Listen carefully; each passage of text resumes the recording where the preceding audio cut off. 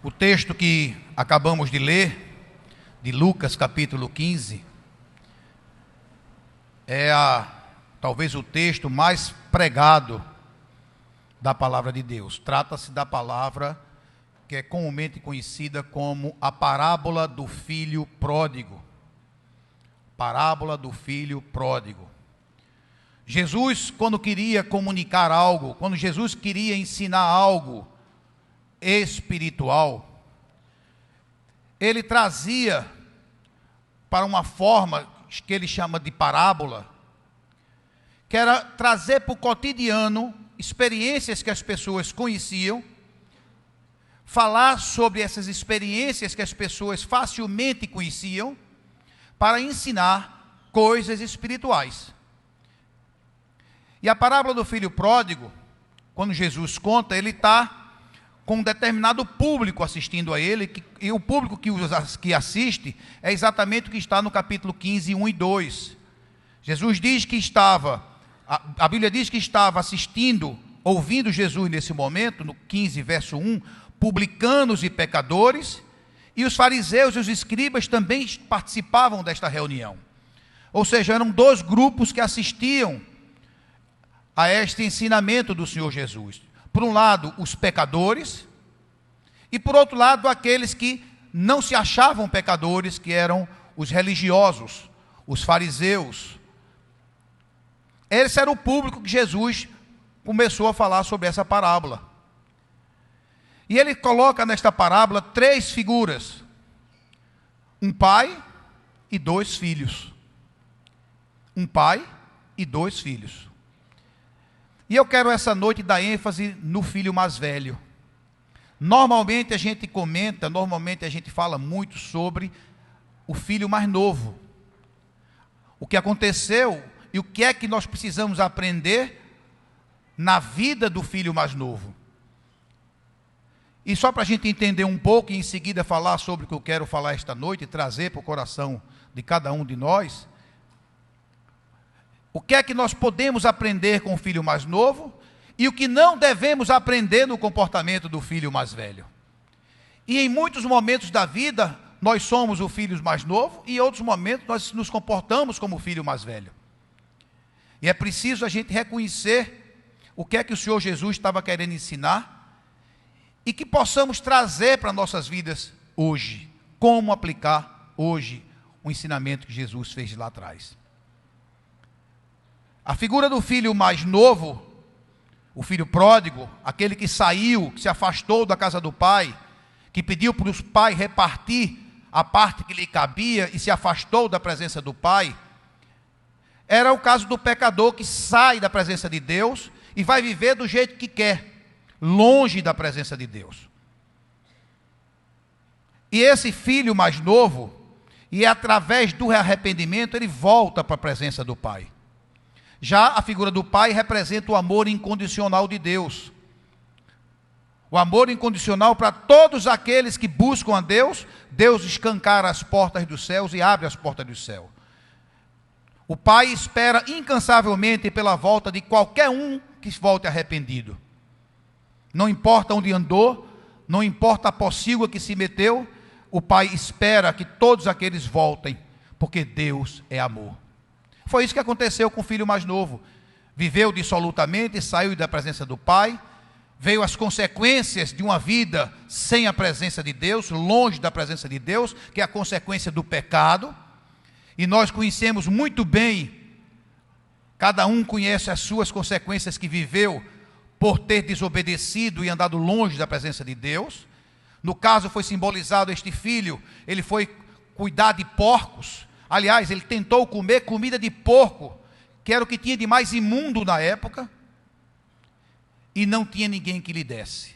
E aí ele volta à casa do pai, cai a ficha, ele reconhece o seu erro, reconhece o seu pecado, e diz: vou voltar para a presença do pai, arrependido, pediu perdão, e o pai o recebe com todo o amor, bota uma roupa nova, uma sandália nos pés, um anel no dedo, e faz um churrasco na casa do pai, para receber aquele filho que estava perdido. E em seguida ele começa a contar a história do filho mais velho. A partir aí do verso 28, ele começa a falar, Lucas 15, verso 28, ele fala do filho mais velho. Até então, até o verso 27, é a volta do filho mais novo. O filho que voltou para a casa do pai. Arrependido, voltou para a casa do pai. E o pai escancara a sua casa. E aquele filho mais velho, que representa o outro grupo, o grupo dos religiosos que assistiam, os fariseus. Os fariseus eram o principal grupo religioso da época. Eles viviam de forma de atender e obedecer aos mínimos detalhes da lei de Moisés e toda a tradição judaica, porque o grande líder para eles era Moisés. E eles procuravam viver em obediência aos mínimos detalhes daquela lei. E a vida deles era regulada a partir do comprometimento da lei. Era assim que eles viviam, aqueles religiosos. E eles se chocavam quando viam aqueles que voltavam arrependidos e o pai aceitava de volta. Eles não se viam como pecadores. Eles eram pecadores, mas não se viam. E aí Jesus vem e afirma que a reconciliação com o pai é para todos os pecadores que se arrependem. Não é sacrifício, não tem conta a pagar, é graça. Essa talvez seja a maior manifestação de graça da palavra de Deus. O pai não pergunta o que aquele filho estava fazendo, o pai não pergunta o que ele fez, simplesmente quando ele vê que o filho volta para a presença do pai, ele escancara o céu e faz um churrasco. Festa no céu para o filho que se arrepende. Não pergunta o que ele fez, para onde ele foi, onde ele andou, o que ele gastou, não botou ele de castigo, não disse dê um tempo, nada, apenas ele se alegrou com o filho que voltou arrependido. E aí, o filho mais velho se choca quando vê aquilo, porque ele acredita que só o comportamento, ele vivia pelo comportamento. Ele acreditava que ele não tinha saído da casa do pai, da presença do pai, e o pai nunca tinha dado aquilo que deu àquele filho que se afastou. Ele não entendia que a graça, apenas a graça de Deus é que nos salva. É a graça de Deus que nos torna justos diante de Deus e nada mais. E essa graça vem mediante a fé. O apóstolo Paulo diz que porque pela graça foi sois salvo, mediante a fé. E isto não vem de vós, é dom de Deus. Não de obras, não da lei, não por comportamento, para que ninguém se glorie. É dom de Deus. Aqueles que reconhecem Jesus como Salvador, o céu se escancara. Não é obra, não é conhecer a lei, não é obediência à lei. Era uma vida de reconhecer que Deus é Senhor, que Jesus é Senhor. A fé é quem nos salva. A justificação se dá exclusivamente pela fé. A lei é apenas uma utopia que nos direciona para viver uma vida boa, uma vida agradável, uma vida que agrada ao coração de Deus e nos livra das consequências da desobediência. É apenas isso. O propósito da lei é apenas nos direcionar para construir um caráter novo na presença do Pai. É apenas isso. Mas não serve para viver de forma de fachada. Gente que procura viver de forma de fachada, achando que comportamento é que salva. O que salva é o amor incondicional de Deus por todos os filhos que se arrependem. Isso é o que nos coloca diante de Deus. Então, o filho pródigo, nós temos alguns aprendizados. Primeiro, o pecado tem consequência. Segundo, não importa como você viveu, o estilo de vida que você levou, se você reconhece o seu pecado e diz, eu quero voltar arrependido e pedir perdão a Deus, você será perdoado sim, e o céu vai se escancarar. Não importa quão sujo você esteja, quão melado você se meteu, onde você se meteu, o céu se escancara para aqueles que voltam arrependidos. Não precisa pagar conta, não é dinheiro, não é obra, nada disso. Sacrifício, o céu se escancara pelos corações quebrantados. Coração que se quebranta diante de Deus. Reconhece, Pai, pequei contra ti. Basta isso. Pequei. Não precisa mais nada. Esse é o grande aprendizado. E o Pai recebe a todos de forma amorosa. Agora vamos tentar entender o que a gente não deve se comportar. como a gente não deve viver a partir da vida e do testemunho do filho mais velho. Então, ele vai aí a partir do verso 28, dizendo assim. Não, a partir do... Bom, o verso 28 aí diz que o filho mais velho que estava na presença do pai, nunca saiu dali da presença do pai, trabalhava para o pai todos os dias, tinha compromissos com o pai, então ele diz que quando aquele irmão dele se voltou, ele foi, procurou um criado, chamou um dos criados e perguntou o que era aquilo. E ele informou: veio o teu irmão e o teu pai mandou matar um novilho cevado, porque o recuperou com saúde.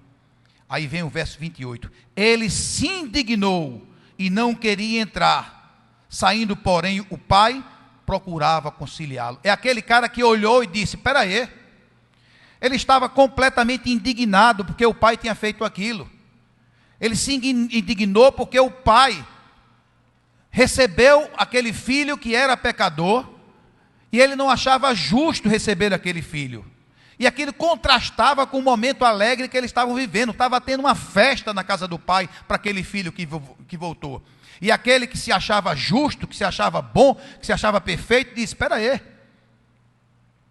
Ele se indignou. O desejo de fazer justiça própria. O que ele queria é que o pai humilhasse aquele irmão que voltou. E aliás, ele nem considerava irmão. Ele disse: veio esse teu filho. Para ele nem era irmão. Veio esse teu filho. É isso que ele diz logo em seguida. Ele não considerava o irmão como irmão. Ele se achava mais justo, mais perfeito, porque ele queria que o pai fizesse justiça. Como é que você vai deixar? Ele não entendia a graça de Deus, ele não entendia o amor incondicional de Deus, como os fariseus não entendiam, os líderes religiosos.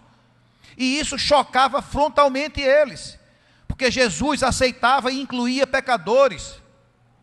E para eles tinha que ter estilo de vida comportamental diferente para ser aceito por Deus. E aí Deus vem e ensina completamente o contrário. Aquilo indignou o filho mais velho. Ele queria que o irmão fosse humilhado. E o pai, mesmo assim, ainda procurava reconciliá-lo, porque era isso que ele diz logo em seguida. O pai procurava conciliá-lo. Mesmo o filho mais velho, tendo aquele comportamento, o pai tentava restaurar o relacionamento dele. Mas ele estava duro, porque ele se achava bom. E aí ele continua dizendo, mas ele respondeu a seu pai: há tantos anos que te sirvo, sem jamais transgredir uma ordem tua, e nunca me deste um cabrito sequer para alegrar-me com meus amigos. Há tantos anos que te sirvo.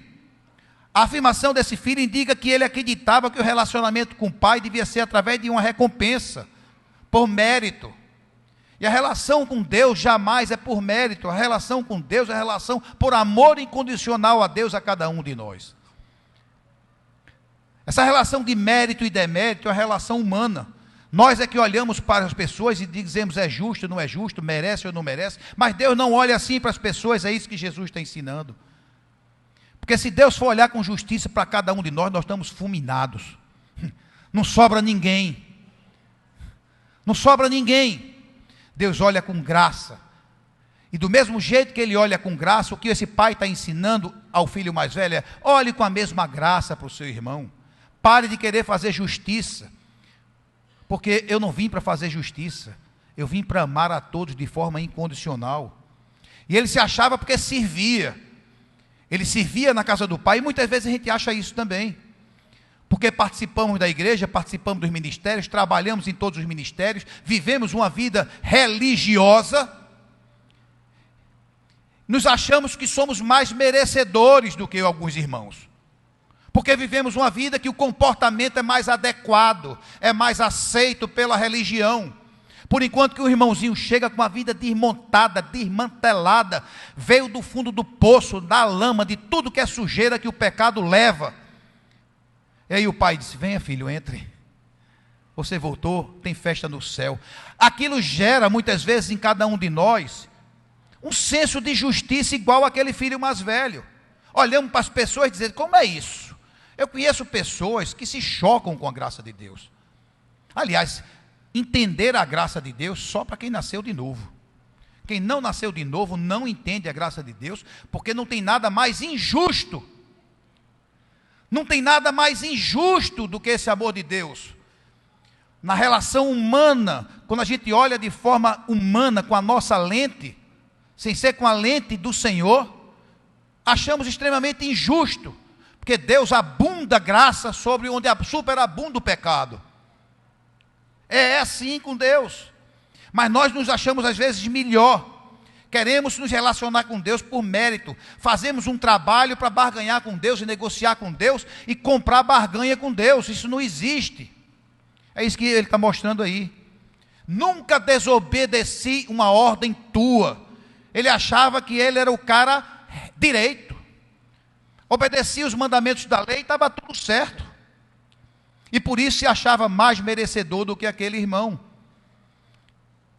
Aí ele diz, continua, vindo porém este teu filho, que desperdiçou os teus bens com meretrizes, tu manda matar para ele um novilho cevado? Pelo amor de Deus, eu estou aqui na tua casa a vida inteira, trabalho em todos os ministérios da igreja, participo do culto do domingo e toda quarta-feira, dou meu dízimo, procuro cumprir a lei. Aí vem um traficante, um travesti, vem um vagabundo, vem um drogado, e entra aqui na tua casa e tu, arrependido, e tu faz festa para ele? E eu? Quantas vezes a gente nos coloca assim? Quantas vezes a gente nos coloca desse jeito? Como esse filho mais velho. Ele se recusou a perdoar o irmão, porque tinha um coração totalmente amargurado. Ele acreditava porque vivia na casa do pai, e às vezes a gente acredita isso.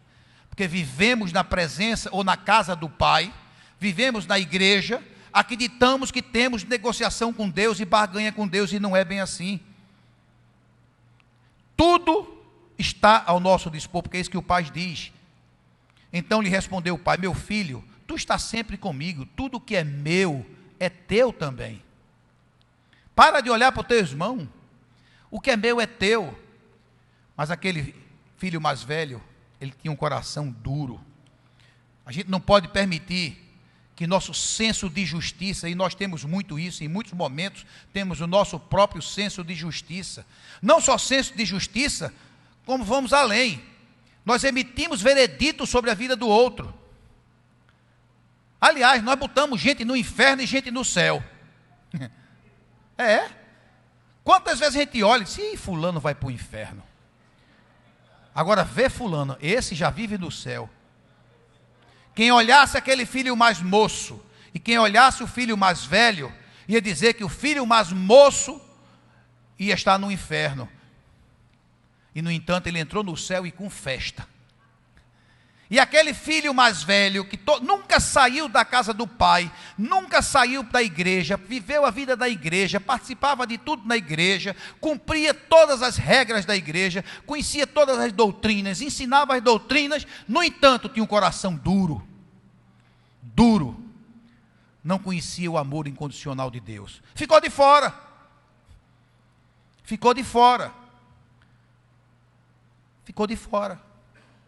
se acha mais justo, e Jesus coloca logo depois em Lucas capítulo 18, uma parábola, que fala exatamente sobre isso, a parábola do fariseu e do publicano. Dom Ximenes contou no culto aqui domingo, propôs também uma parábola, Jesus contando aí, verso 9 do capítulo 18, 2 homens subiram ao templo com o propósito de orar, um fariseu e outro publicano. O fariseu, posto em pé, orava para si mesmo desta forma, ó Deus, graça te dou, porque não sou como os demais homens, roubadores, injustos e adúlteros, nem ainda como este publicano. O cara orava assim, dizendo, eu sou o cara, graças te dou, Deus. Ele dizia, graças te dou, na realidade ele estava dando graças, era para o seu próprio ego. Porque eu sou o cara, eu não sou como esse sujeito que está aqui não.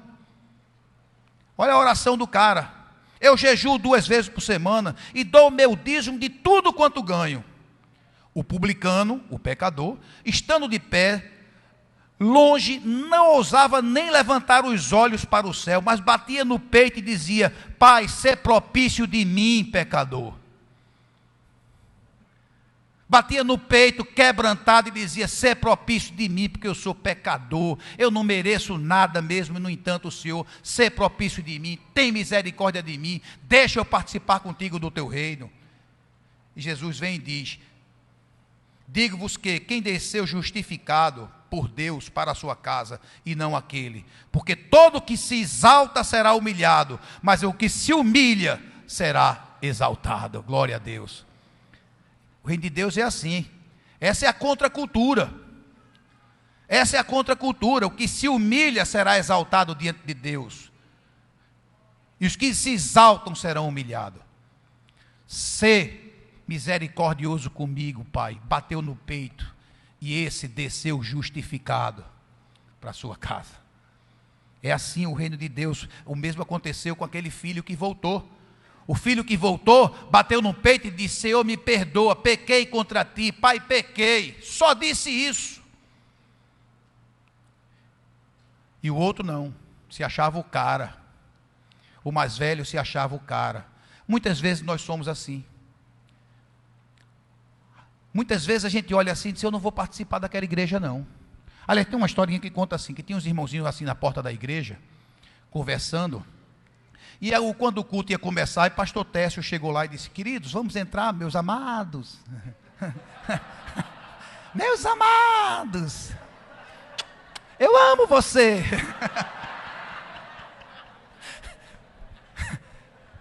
Você pode precisar nem dizer o nome, né? "Meus amados, eu amo você."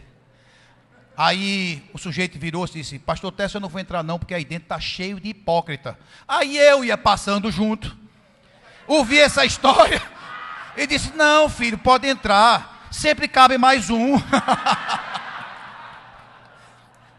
Pastor Técio não dizia isso não, mas eu dizia, pastor. Pode entrar, meu amado, sempre cabe mais um. Tem muita gente assim, se achando bom demais, e olhando para o outro, emitindo justiça demais, com muito senso de justiça. Sabe quem vai ser justificado? Esse outro, e não você. Não você. É assim, o reino de Deus é assim, é a contramão, é a contracultura, é o contrário. Dr. John Stott diz isso: a contracultura cristã é o contrário. Os que se acham bons, porque tem gente que é assim: "Eu sou um bom marido, eu sou um cara que paga as contas, eu sou um provedor, eu sou um cara", e começa a justificar a vida dele. E diz assim: "Eu nem preciso de Deus, eu sou tão bom que eu não preciso de Deus." Aliás, e é mesmo, porque o Senhor Jesus disse que Ele veio para os doentes, os necessitados, os que se reconhecem indignos, os que se reconhecem pecadores, os que batem no peito e dizem: "Senhor, tem misericórdia de mim, porque eu sou pecador." Você não é tão bom quanto você pensa que é. Você não é. Se você olhar para o seu coração, por mais que por fora você esteja todo polido e bonito, mas por dentro tem muita porcaria que necessita do arrependimento. Por dentro tem muita sujeira. Você sabe. Porque eu também sei. Somos todos assim.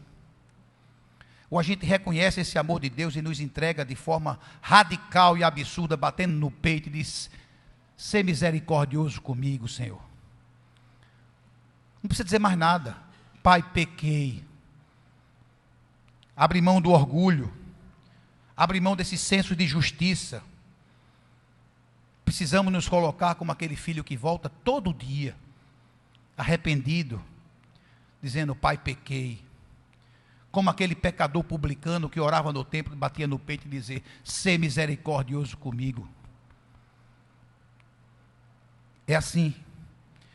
Não é por acaso que Jesus inicia a parábola, o sermão da montanha, falando das bem-aventuranças. E a primeira bem-aventurança em Mateus capítulo 5, bem-aventurados, ou são felizes, abençoados, são aqueles que são humildes de espírito, porque deles é o reino dos céus. Jesus inicia o primeiro sermão público dele assim: Bem-aventurados humildes de espírito, aqueles que batem no peito e dizem: Senhor, tem misericórdia de mim, porque deles é o reino dos céus. Vai entrar no reino dos céus aquele que bate no peito e diz: Senhor, pequei. Só precisa disso, nada mais. Não justifique nada. Não tente justificar seu pecado, terceirizar seu pecado, tentar explicar a Deus porque pecou. Não precisa. Pai, pequei. Só. Ele já sabe. Mas você quer ser justificado, quer descer para casa na presença do Senhor? Quebrante-se. Bem-aventurados humildes de espírito, aqueles que reconhecem-se pecador e que somente pela graça do Senhor é que pode participar disso tudo. Só vai para os reinos dos céus, só participa do reino aqueles que têm coração quebrantado. Quebrantado, que se aquebranta diante de Deus, bate no peito como publicano e dizer: basta, Senhor, tem misericórdia de mim. É assim. Que essa noite a gente possa descer, todos nós. Eu não sei como você chegou aqui.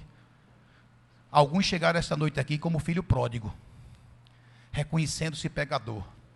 Não importa onde você andou, querido. Não importa o tamanho do teu pecado. Para Deus basta dizer assim: Pai, pequei. Não justifica apenas: Pai, pequei. Você vai descer justificada. Você vai descer justificado para a sua casa. Agora também, se você chegou aqui esta noite com o coração duro, cheio de senso de justiça, se achando o cara mais merecedor de Deus, está na hora de se quebrantar, queridos. Está na hora de dizer: Pai, eu estava enganado. Eu estava enganado. Eu não sou tão bom quanto eu imaginava, porque eu estou olhando para mim de forma honesta. Aliás, Deus sabe, porque Deus conhece o seu coração. Nós pastores podemos não conhecer, as pessoas que estão pertinho de você podem não conhecer, sua namorada, seu marido, seu esposo, sua esposa pode não conhecer seu coração, mas Deus conhece seu coração. Tudo que está dentro dele, Ele conhece. Por fora pode estar todo polido, todo arrumado, cheio de máscara, cheio de caricatura, mas que a gente não seja como os fariseus, que Jesus chamou de sepulcro caiado.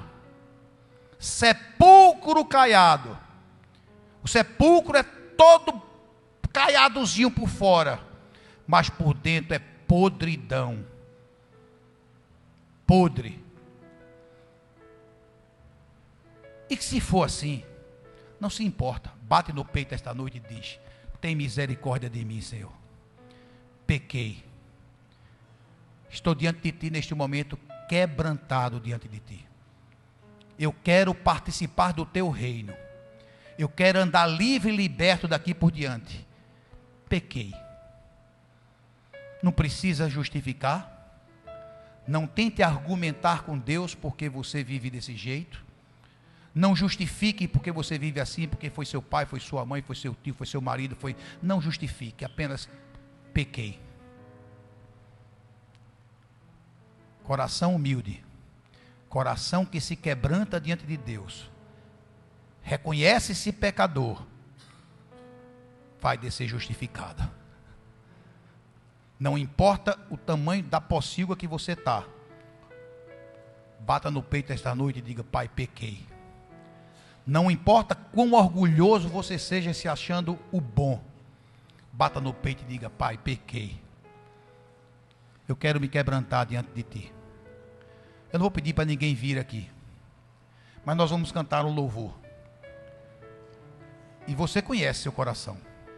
Você sabe como você chegou essa noite aqui. Não precisa você vir aqui. Onde você está, durante esse louvor, que você reconheça e bata no peito e diga: Pai, pequei. Já não sou digno de participar disso tudo. E esse Pai vai ter festa no céu. Porque aqueles que se quebrantam, aqueles que se colocam de forma humilde diante de Deus, porque os que são humilhados serão exaltados diante do Pai.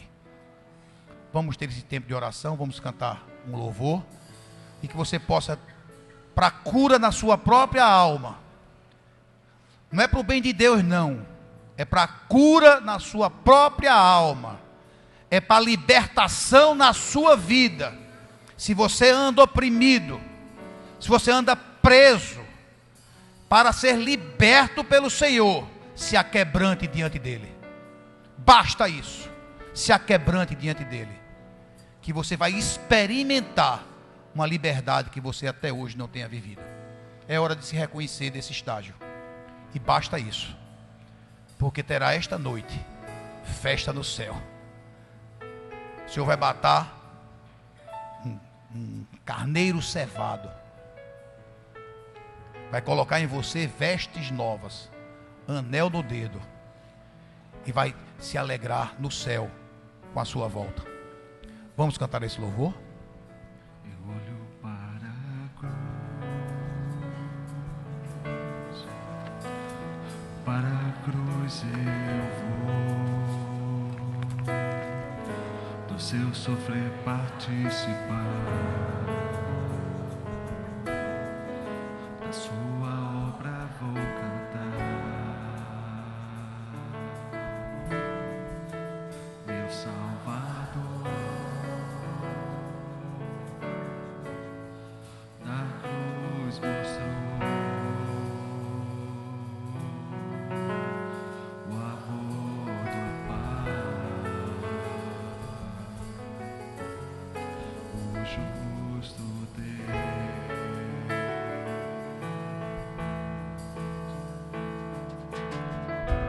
Pela cruz me chamou gentilmente, me atraiu e eu, sem palavras, me aproximo, quebrantado por seu amor.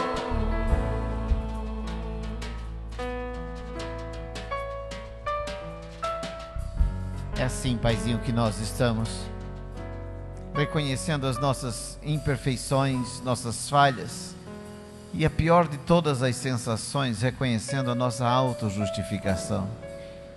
Perdoa-nos, Senhor, muitas vezes julgamos o nosso próximo. Perdoa-nos quando julgamos a Ti mesmo, Senhor. Perdoa-nos quando queremos que Tu faças aquilo que somente o nosso orgulho, a nossa soberba, a nossa vaidade deseja fazer. Perdoa-nos, Senhor, quando achamos que Tu és injusto ao justificares aqueles que são menos dignos que nós. Oh, Senhor, perdoa-nos. Faz-nos reconhecer as nossas falhas e imperfeições aqui e agora, e faz-nos, Senhor, simplesmente Te dizer: perdoa-nos, porque pecamos contra Ti somente pecamos. Que possamos todos aqui, Senhor, olhar para a Tua graça, que é infinita, indescritível, incomparável, e que possamos recebê-la no coração da gente.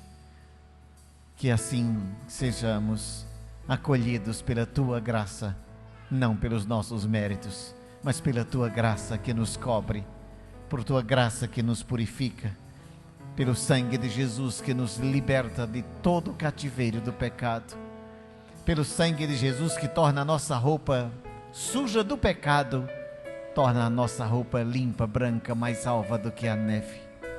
Que assim sejamos recebidos por Ti, Senhor, que Tu nos acolhas nos Teus braços, arrependidos e quebrantados como estamos, sem nada explicar a Ti, e somente receber o Teu amor, em nome de Jesus. Amém.